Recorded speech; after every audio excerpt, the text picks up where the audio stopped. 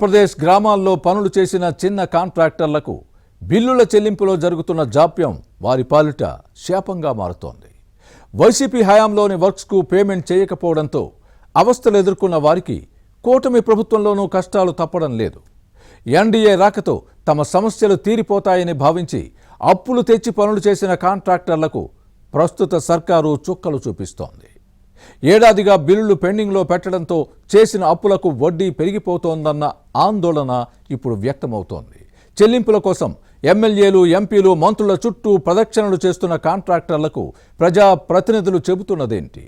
అధికారుల్ని కలిస్తే వారి నుంచి వస్తున్న సమాధానమేంటి?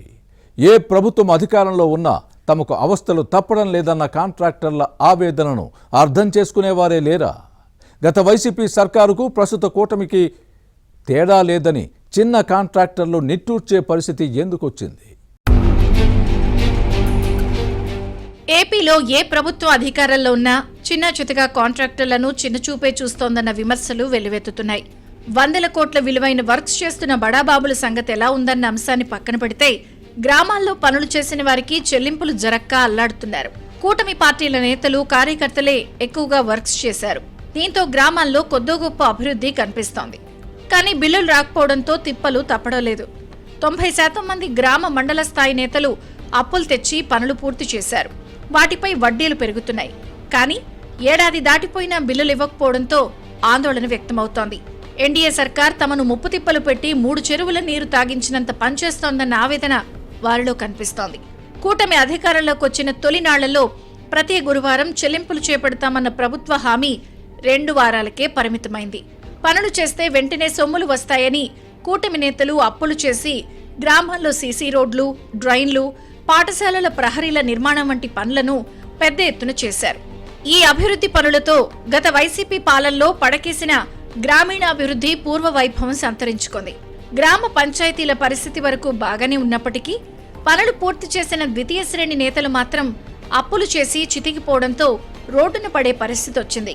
ఏడాది గడుస్తున్నా పల్నాడు, బాపట్ల, గుంటూరు జిల్లాల్లో సుమారు 90 కోట్ల రూపాయల విలువైన బిల్లుల కోసం ఎదురుచూపులు తప్పడం లేదు.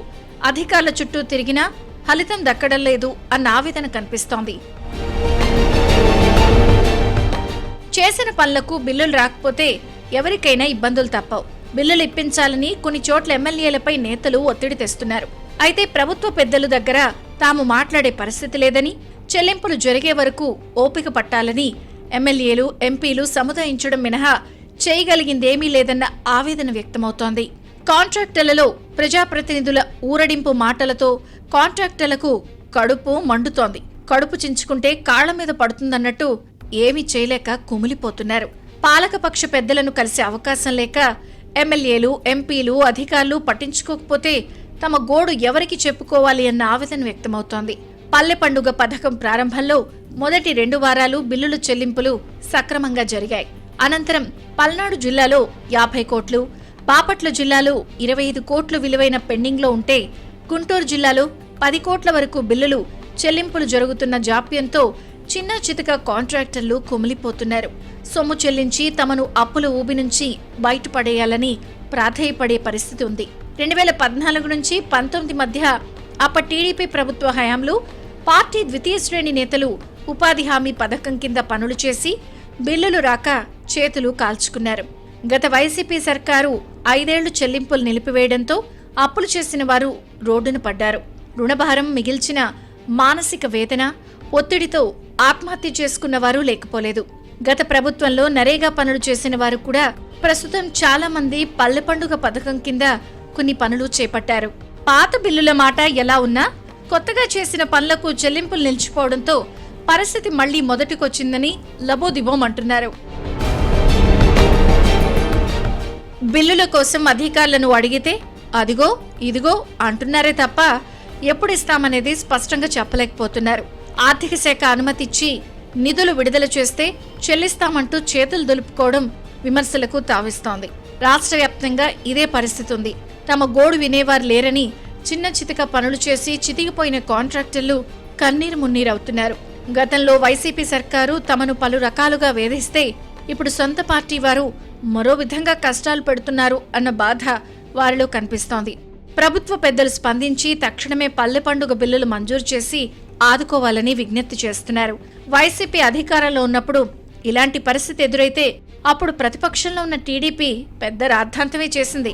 అప్పట్లో ఫ్యాన్ పార్టీ సర్కార్ను వేలెత్తి చూపిన కూటమి పార్టీలు అధికారంలోకి వచ్చిన తర్వాత చేస్తుందేంటి అని కొందరు క్వశ్చన్ చేస్తున్నారు.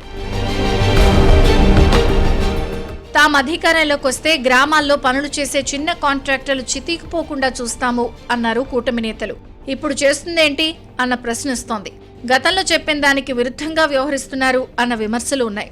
అప్పులు తెచ్చి గ్రామాల్లో చేసిన పనులకు చివరకు వడ్డీలు చెల్లించలేక అవస్థలు పడుతున్నామన్న కాంట్రాక్టుల ఆవేదనపై ప్రభుత్వ స్పందన ఎలా ఉంటుందో చూడాలి.